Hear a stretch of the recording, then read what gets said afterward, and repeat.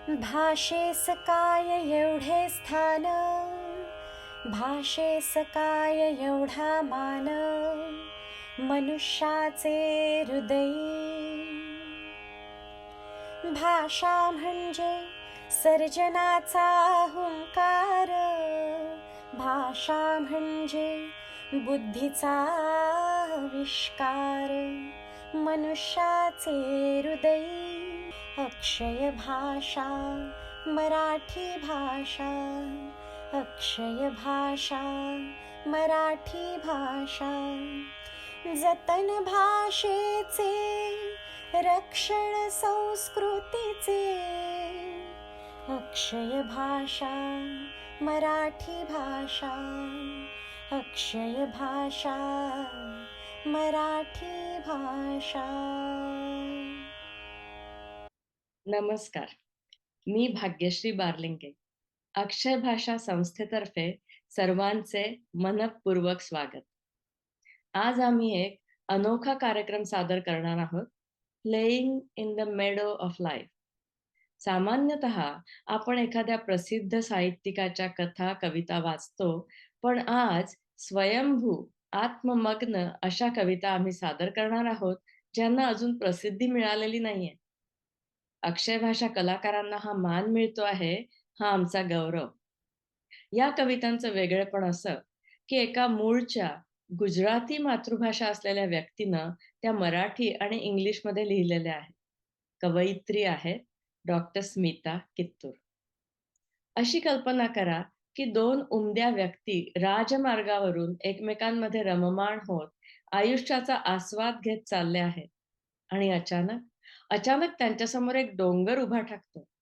त्याला नावही असतं, दिलीप काकांना झालेला पल्मोनरी फायब्रोसिस. दोघ जण एकमेकांच्या आधारानं हा डोंगर चढतात. दिलीप काकांना लंग ट्रान्सप्लांट मिळतं आणि डोंगर चढून अगदी शिखरावर पोचलो, फत्ते झाली असं ते जाहीर करतात ना करतात तोच एक नवीन वादळ यायला सुरुवात होते.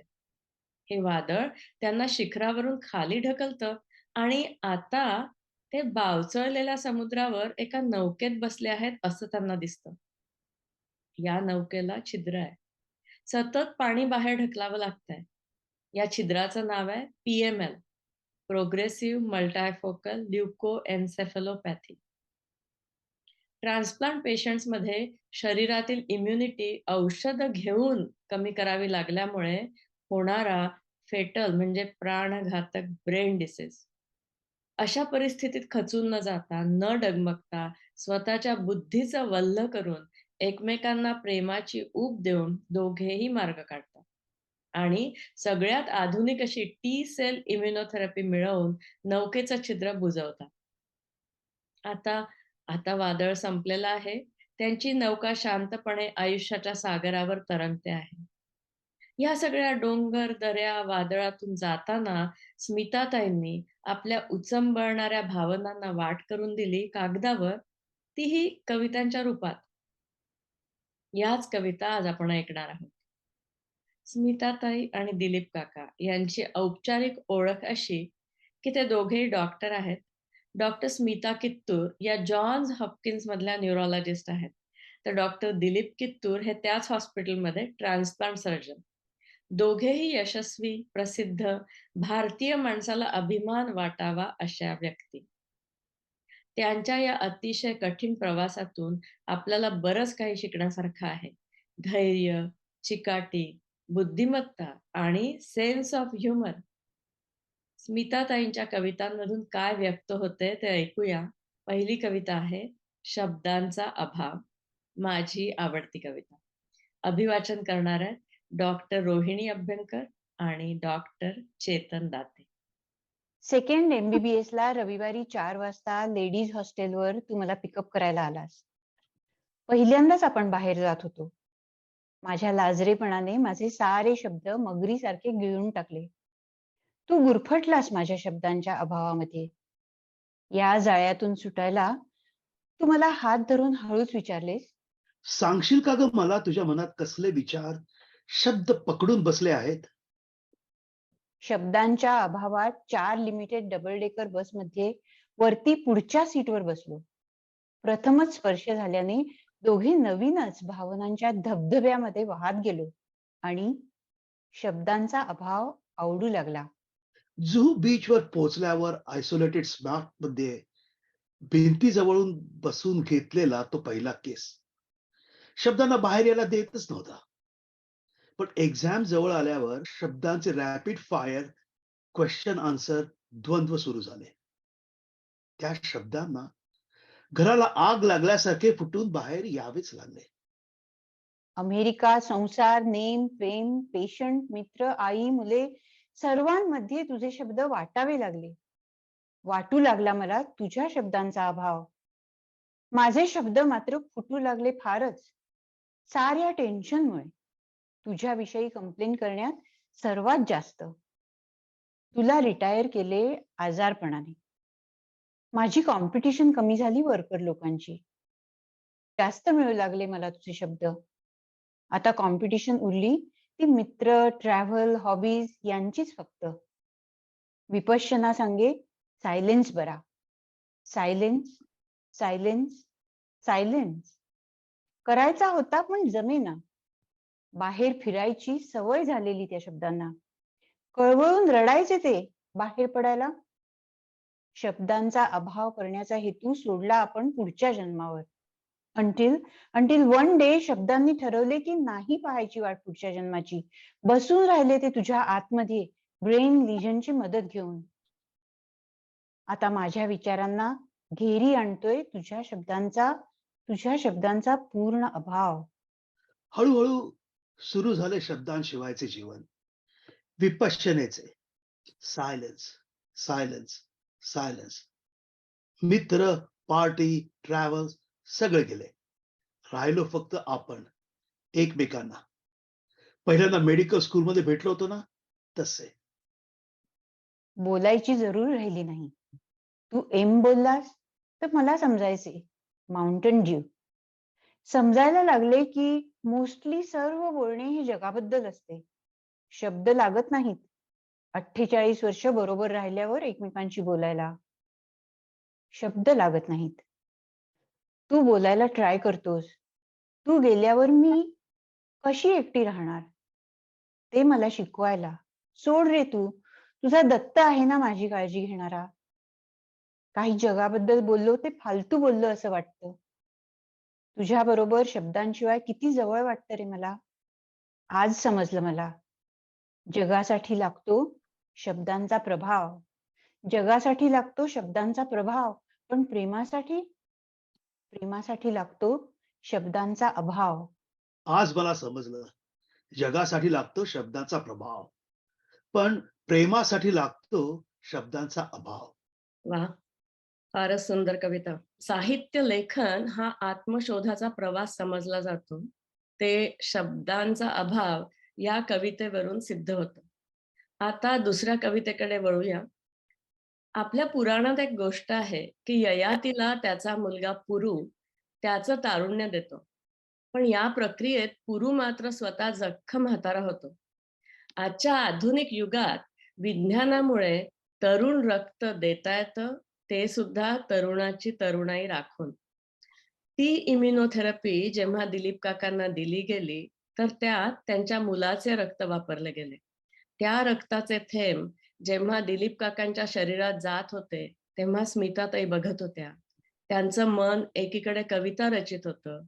कवितेचं शीर्षक आहे इन्फ्युजन. अभिवाचन करणार आहे स्मिताताई आणि दिलीप काकांची मुलगी अल्विना ब्रुगमन. Infusion. You received your last infusion of our son's cells. I was watching the small plastic bag filled with clear liquid hung on the pole, dropping one drop at a time into your vein. Drip, drip. It was a strange feeling. It reminded me of Prayag, where 3 rivers meet, making it a rare and auspicious place. So were you and I and Nikki meeting in your vein. Nikki's cells carried half of yours and half of my genes. Now we will see how well our genes get along. If we get along well, then does it mean our genes will too? We shall soon know if they are cohabitating or at war. Yesterday, you asked me to check if your 3-digit additions were right, how hard you are working to regain what you have lost. I noticed for the first time you couldn't do 7 plus 4 equals 11. I thought you knew how to calculate using your fingers, but now you have no clue how to do that. I said, I will buy you an abacus with beads to teach you additions. Sometimes I feel it is such a big task ahead of you. It takes years for children to learn. I had to cry alone. But I remembered. I had promised. I will not feel sorry for you. I remembered. The body has to obey and react to the thoughts. I quickly wiped my tears, sent right thoughts to the body. You are healthy, and all your speech and knowledge are expressing slowly some more every day. And the numbers, they're not needed for our spirits, for meditating, for being happy. Wow. Beautifully read poem. It was an emotional exercise for Alvina. So thank you, Alvina, for reading this poem so nicely. साहित्य निर्मिती का व कशी या विषयावर 4 मान्यवर लेखकांनी मिळून लिहिलेलं पुस्तक म्हणजे वाटा आणि मुक्काम. या पुस्तकाने मला माझ्या प्रश्नाचे उत्तर दिले. प्रश्न असा होता की ज्या व्यक्तीने कधीही साहित्यिक लेखन केलेले नाही, त्या व्यक्तीने अतिशय मनोज्ञ अशा कविता लिहायला अचानक सुरुवात करावी, याचे कारण काय असू शकेल बरं? प्रसिद्ध साहित्यिक भारत सासणे या पुस्तकात लिहितात, अनेक गोष्टी साहित्यिकाला लिहित करतात, पण अस्तित्वपणाला लागले की अनिवार्यपणे साहित्यिक लिहू लागतो. तुमचे लिहिणे तुमच्या एकट्याशी संबंधित नसतेच. लेखकाला स्वतःच्या आणि इतरांच्या देखील लढाया लढाव्या लागतात.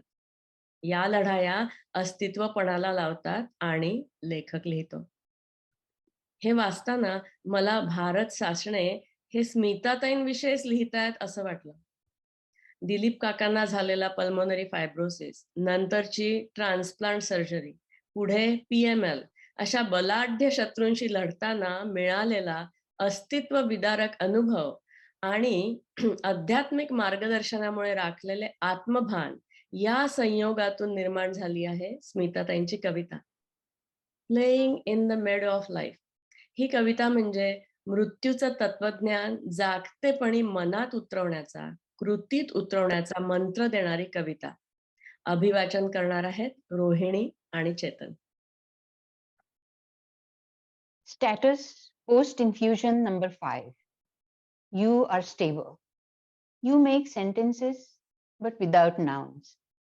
I call it empty speech. When you want to tell me something important, since your aphasia multiplied by thousands. My mind is on a canoe ride of rapids in our lives. Sometimes hope, sometimes despair, and sometimes total acceptance. Despair. When I watch you work so hard studying ABC from kids' songs and forgetting them. On speech therapy and progressing so little. The dark clouds of despair engulf my hope. But then, as the clouds move and the sun shines through, hope arrives. You have come so far. You were supposed to be dead by now, according to the doctors, that is. You surpassed death. Your mental power, your fearlessness, your self-confidence, all give me hope. We have accepted death as not something we are scared of, but just a transition to the next body. We have accepted death as not something we are scared of, but just a transition to next body. We are ready to accept that it will be awesome for the soul to get a new body. We also are now believing that body, mind, and intellect die. They are not us. We are separate from that.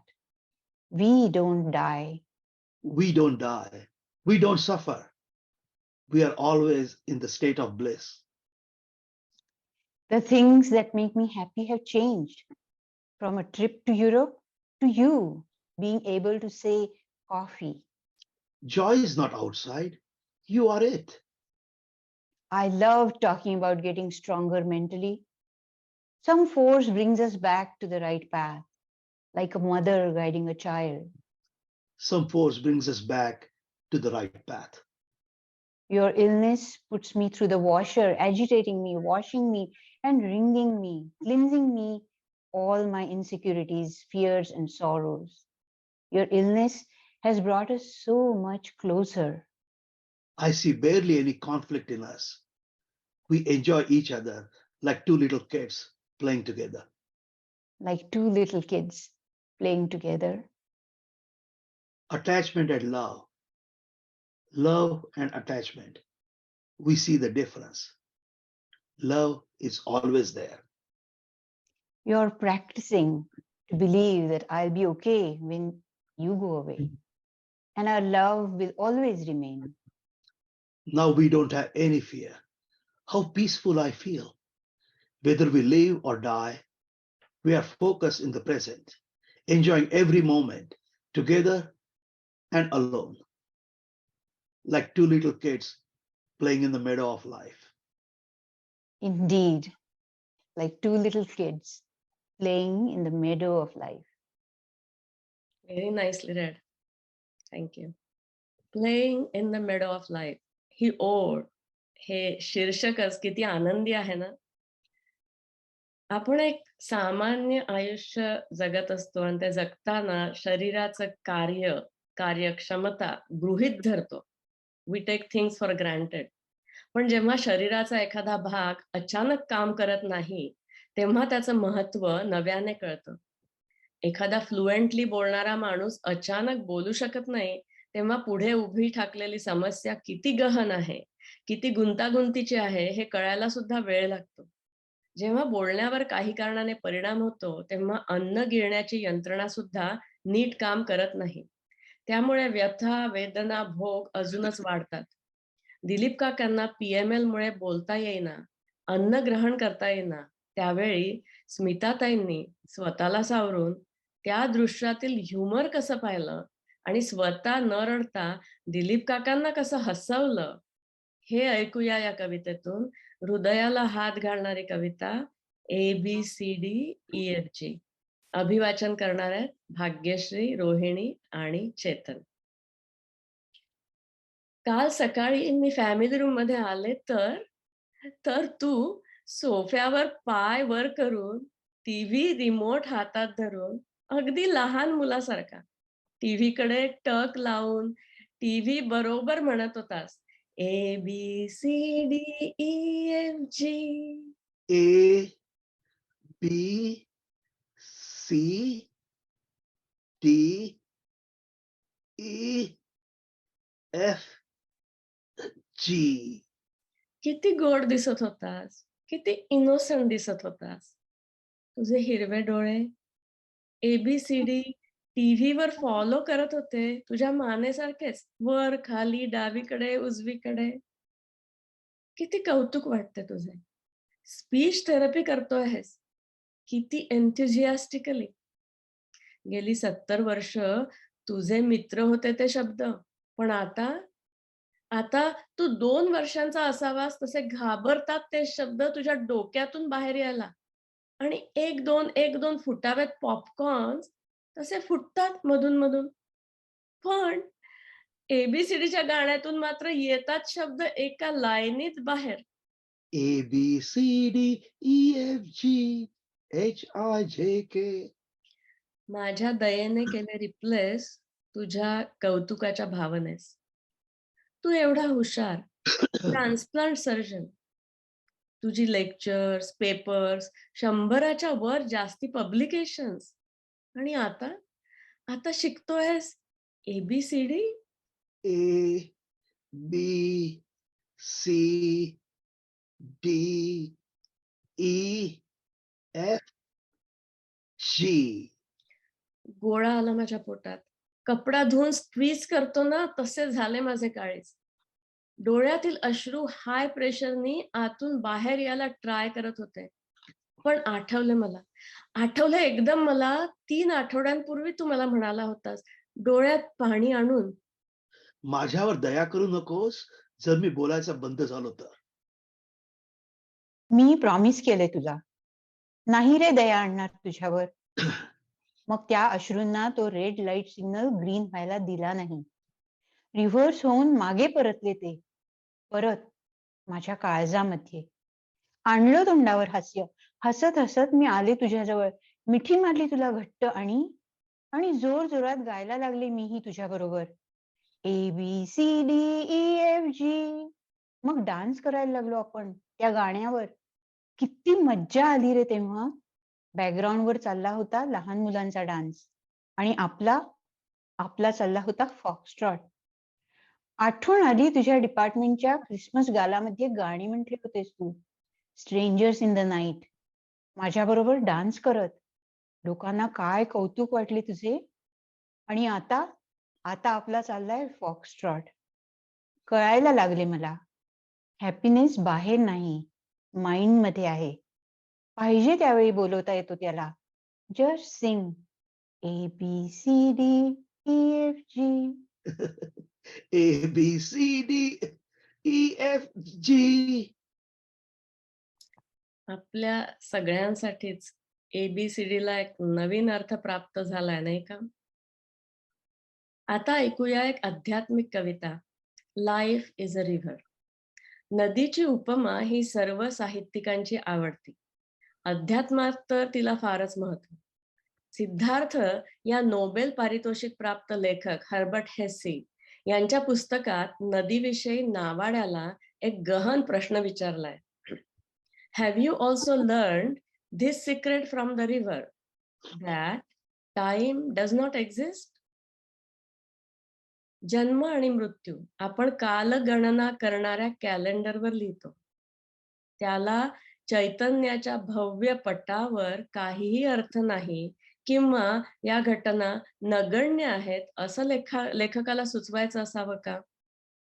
Life is a river या कवितेत स्मिताताईंनी नदीची उपमा आयुष्यासाठीच वापरली आहे, जशी ती अनेकदा वापरली जाते. पण या नदीच्या काठावर पाय सुद्धा ओले होऊ न देता तटस्थपणे उभं राहण्याचा प्रयत्न त्या कसा करतायत हे या कवितेतून ऐका. अभिवाचन करणार आहेत रोहिणी आणि भाग्यश्री. काल डे 7 ऑफ युअर इन्फ्युजन. तू उठलास, आज मिठी नाही मारलीस, शांत. काय रे झालं तुला आज? बरे नाही का रे? तू बोलायला लागला पण ते शब्द लेड सारखे जड, स्लो मोशन मूव्ही पाहिल्यासारखे हळूहळू येत होते. आपला धर्मच बदलला होता त्यांनी. दिसत होती तुझ्या डोळ्यातली भीती मला. काल देवाला म्हंटले मी, ठीक आहे, ऍक्सेप्ट करते मी, पण किती कसोटी करतोस माझी. एवढे ठीक नव्हते का तर आता याच्या मनामध्ये एक गोंधळ घालून बसलास. माझं आतापर्यंत स्पिरिच्युअल वाचून वाचून गोळा केलेलं धैर्य पत्त्यांच्या घरासारखं कोसळलं. भीती वाटू लागली मला, माझ्या मानसिक विकनेसची राक्षसासारखी. शंका येऊ लागली, निघेन का मी या वादळातून न बुडता बाहेर? आहे का माझं मन तेवढं स्ट्रॉंग? इथे कोणी नाही, मला एकटं वाटतंय. पण का मला कोणाची जरुरी? का एवढी वीक मी?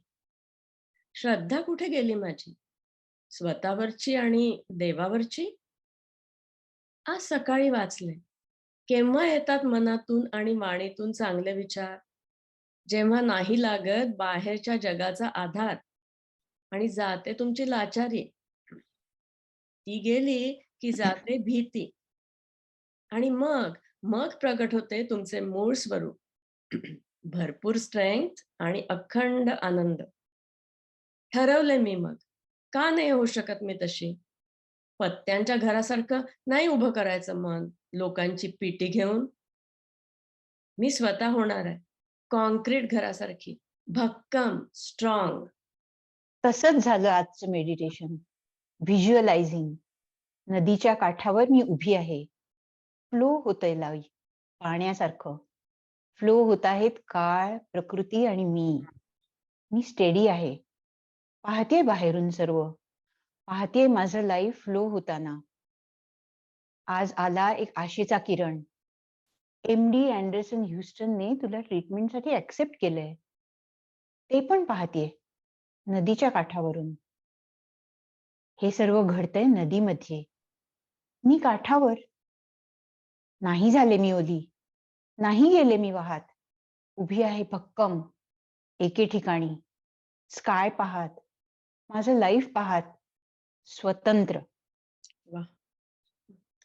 एका कवीने विचारलेल्या प्रश्नाचं उत्तर दुसऱ्या कवीच्या कवितेत मिळावं, तसं मला लाईफ इज अ रिव्हर ही कविता वाचून वाटलं की हर्बर्ट हेसेंनी जो प्रश्न विचारलाय त्याचं उत्तर स्मिताताईंनी नकळत दिलं आहे. पाय ओले होऊ न देणं, तटस्थपणे काठावरच उभं राहणं, याचाच अर्थ काळाची गणती न करणं. मला वाटतं हेच ते उत्तर आहे. माय 2 cents. The title of the next poem is Growing with the Tree. स्मिताताईंनी या कवितेचं शीर्षक ग्रोईंग विथ द ट्री असं जरी ठेवलं असलं तरी मी तिचं मराठीत नाव उसंत असं ठेवलंय. उसंत म्हणजे नुसता रिकामपणा नव्हे, तर तुम्ही स्वतःला दिलेली परवानगी सायकोलॉजिकली रिलॅक्स होण्याची. क्षणभर का होईना आयुष्यातील व्यथा, कथा, लटपटी, खटपटी बाजूला ठेवण्याची आणि समोर असलेला क्षण अनुभवण्याची. When I read this poem the first time, I remembered an interesting conversation from the book, The Tao of Pooh by Benjamin Hoff. I think it is relevant to this poem. It goes like this. What do you like best in the world, Pooh?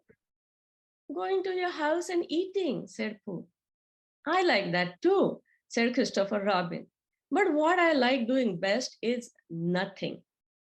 How do you do nothing? Asked Pooh, after he had wondered for a long time. Well, it's when people call out at you just as you're going off to do it. What are you going to do, Christopher Robin? And you say, oh, nothing. And then you go and do it. Oh, I see, said Pooh.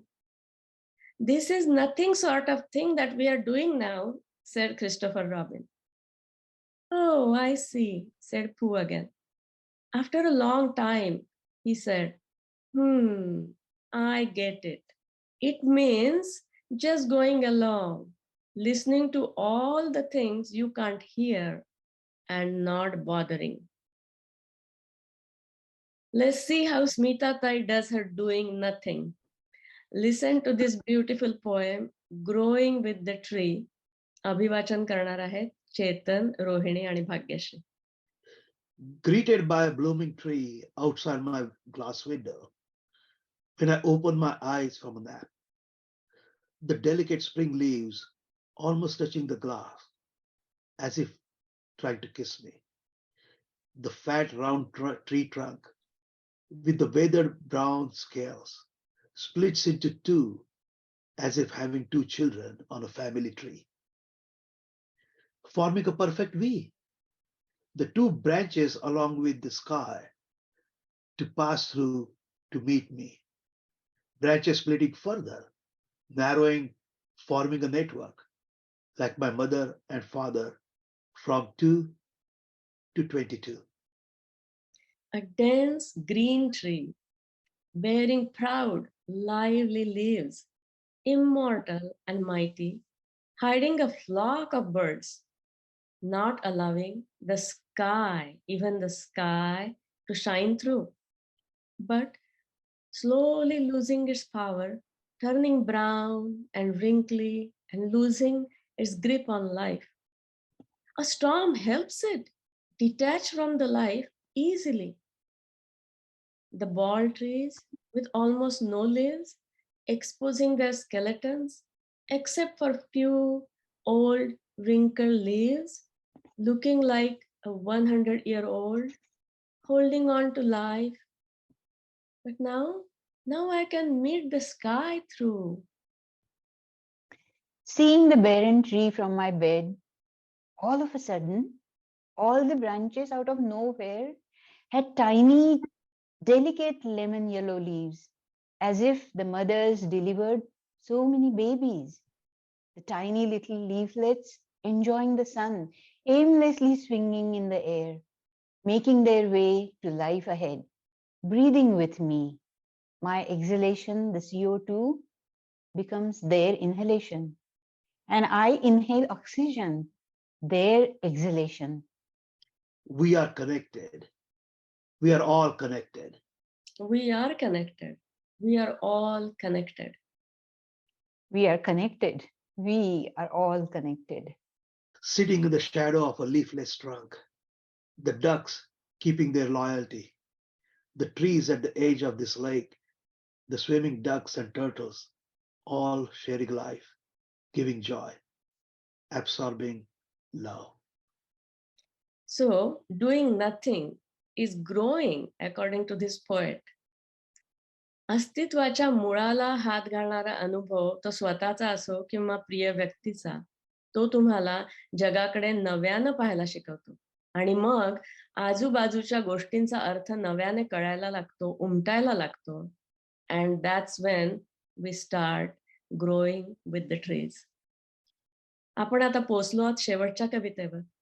अक्षय भाषेतर्फे नुकत्याच झालेल्या doctor Ravindra Thatte यांच्या ज्ञानेश्वरीवरील भाषणातून हे पुढील ज्ञान प्राप्त झाले. ज्ञानेश्वरीत कृष्णाची 6 विशेषणं किंवा गुण सांगितले आहेत. यश म्हणजे सक्सेस, श्री म्हणजे वैभव, औदार्य म्हणजे जनरॉसिटी, ज्ञान म्हणजे नॉलेज, वैराग्य म्हणजे असेटिसिझम, ऐश्वर्य म्हणजे ॲफ्ल्युअन्स किंवा ऑप्युलन्स. पहिले 5 गुण असले तर ऐश्वर्य येतं असं सांगितलंय. मला वाटतं कित्तुरांची वाटचाल ऐश्वर्याकडे आहे, कारण ते वैराग्यापर्यंत पोचले आहेत. वैराग्य या शब्दाची व्युत्पत्ती वित राग अशी आहे. वित म्हणजे सांडणे, राग म्हणजे आसक्ती. तर या दोघांना आलेलं वैराग्य त्यांच्यासाठी कुठलं ऐश्वर्य आणतं ते बघूया. कवितेचं शीर्षक आहे इंटेन्स लव्ह. अभिवाचन करणार आहेत रोहिणी आणि चेतन. संन्यासाकडे नेले आपल्याला तुझ्या आजारपणाने. प्रथम सुटले करिअर, नंतर ट्रॅव्हल, नंतर फ्रेंड्स. राहिलो एकाला दुजे आपण. नंतर सुटायला लागले दुसरे इंद्रियांचे विषय. 1000 वेळा सांगून सुटले नसते ते देवाने सोडवले. हळूहळू देवाने तुझे बोलणे बंद केले, दिसायचे बंद केले. कुठलीही इच्छा राहिली नाही. संन्यासी झालो दोघेही. कसल्या संसाराच्या इच्छाच राहिल्या नाहीत. पण ते सोडले तर दुसरे इतके पोती भरून मिळेल असे वाटले नव्हते. आता तुझा सर्व फोकस माझ्यावर आणि माझा तुझ्यावर. नुसते पाहिले एकमेकांकडे तर नव्याने भेटलेले मुलगा मुलगी जसे हसतात तसे आपण हसतो. किती खुश होतो नुसतं एकमेकांना बघूनच. एकमेकांना क्रॉस केलं तरी कधी हग किंवा किस शिवाय पुढे जात नाही. काही कंप्लेंट्स नाहीत एकमेकांबद्दल. तुझी डिसेबिलिटी आपल्या लव्हची अबिलिटी होऊन बसली आहे. रोज फिरायला जातो, तुला दिसत नाही म्हणून हातात हात धरून चालतो. मग कशासाठी हात धरला ते न बघता रोमॅन्टिकली हात धरून चालतो. तुला बोलता आले नाही तरी सगळे समजते. आपण जुन्या गप्पा मारतो, नाहीतरी मीच कायम जास्त बोलायची. जस्ट एकमेकांचा प्रेझेन्स आपल्यामधून किती इंटेन्स लव्ह पोर करतो. समजतंय आता. संसार सोडल्यावर, बाहेरचा डिस्टर्बन्स नाहीसा झाल्यावर जे उरते ते pure love, intense love, peace. Peace. या शेवटच्या कवितेवरून तुमच्या लक्षात आलंच असेल की स्मिताताई आणि दिलीप काकांना मिळालेलं ऐश्वर्य म्हणजे अथांग प्रेम. त्यांचं प्रेम सगळ्या कसोट्यांमधून उत्तीर्ण झालेलं आहे, म्हणून ते सगळ्यात ऐश्वर्यमान. स्मिताताईंच्या अनेक कवितांपैकी या कार्यक्रमासाठी केवळ 7 कविता निवडल्या होत्या. या मोजक्या कलाकृतींमधून देखील त्यांच्या कवितेचं व्यक्तिमत्व पूर्णपणे प्रकट होतं. बेधडक आधुनिक बोलीभाषेचा वेश लिहिलेली, धैर्य, चिकाटी, बुद्धिमत्ता आणि सेन्स ऑफ ह्युमर यांची फुलं माळलेली, भारतीय तत्वज्ञान सांगणारी उत्तर अमेरिकेची कविता आहे ही. I would like to say that this is the poetry in its purest form. आणि मी आता स्मिताताईंना 2 शब्द बोलायला सांगते. Bhagyashree, thank you so much. फार सुंदर केलास programme. Thank you Chetan, thank you Rohini, and thank you Albina. Albina माझी मुलगी. Good job. निकी. आणि निकी सुद्धा होता ऑडियन्स मध्ये. आणि निकीने मला दिलीपला ते ब्लड डोनेट केलं होतं. So thank you, Nikki. Bhagyashree had some questions for me. So I just thought that, in short, I will answer her questions. Did I ever write poems before? And as she told, I had never written a poem in my life. And I was not writing poems either when I was writing. What I was writing was my emotions and my thoughts. And the whole goal for writing was to keep my mind sharp. I wanted to make sure that I do not dive down into depression, because I was the caregiver and I was supposed to be strong. And if I go into depression, who's going to take care of both of us? And that was the goal for writing these poems. It was hard to get a psychologist to talk to. And I'm here, not in India, so we didn't have a social structure where other people would be supporting you. And I was alone.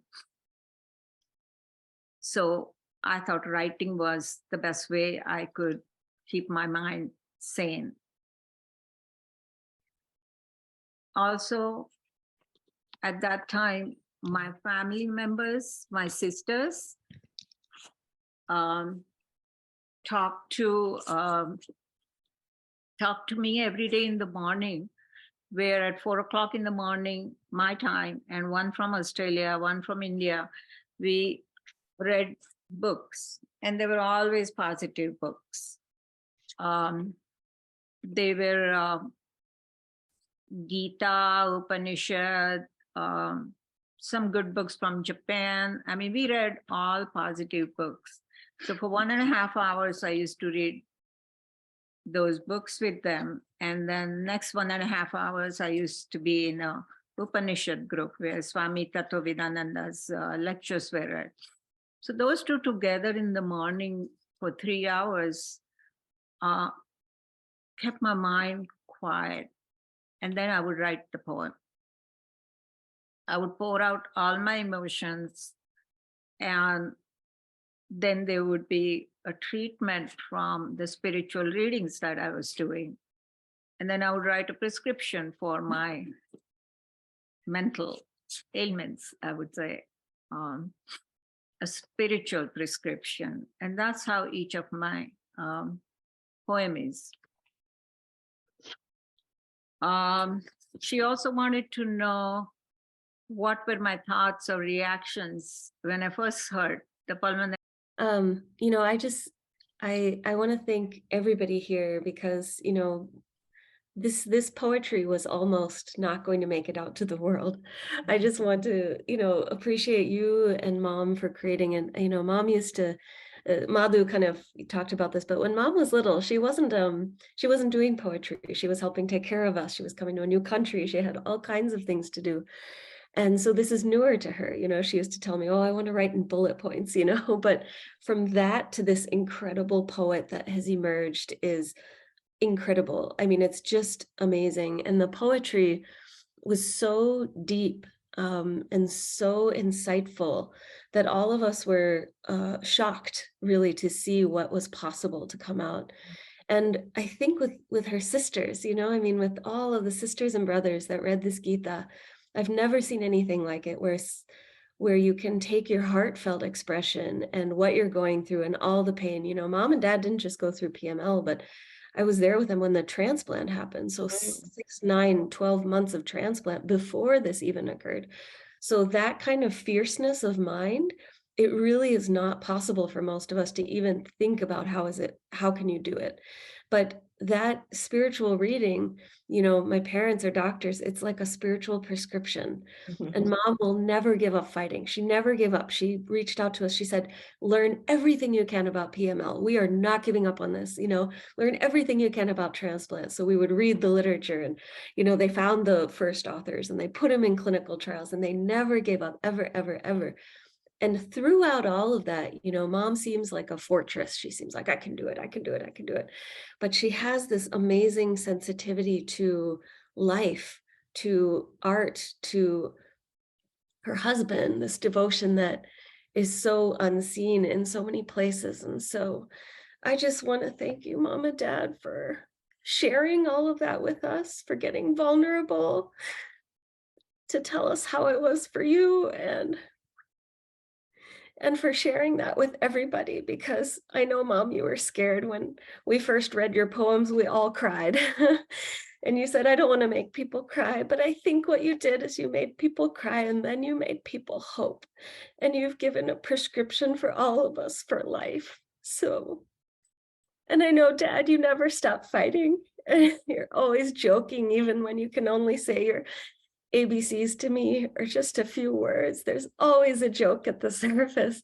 And I have never seen that either. And so I just want to echo everybody that we so appreciate what you are willing to share, and what you did, and your life just means something huge to everybody in this world. So thank you. दुःखामुळे कुठेही वाकून न गेलेली, चिरडून न गेलेली, सतत प्रकाशाचा वेध घेणारी, आनंदाचा वसा घेतलेली अशी ही स्मिता त्यांची कविता. त्यांनी असंच भरभरून लिहित राहावं आणि वाचकांना समृद्ध करावं, या शुभेच्छा मी त्यांना देते. धन्यवाद. अक्षय भाषा मराठी भाषा, अक्षय भाषा मराठी भाषा.